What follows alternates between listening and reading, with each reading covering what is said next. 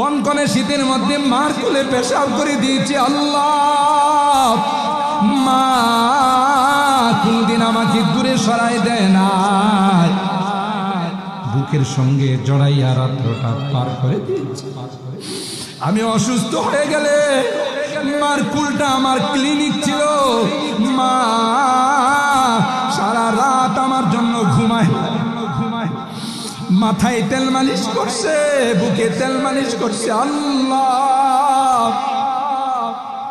মা দুনিয়াতে নাই, বাবা নাই রে আল্লাহ। গুনার কারণে যদি তোমার জাহান্নামের আসামি হয়েছে, আমরা তোমার কাছে মাপ চাই, ক্ষমা চাই।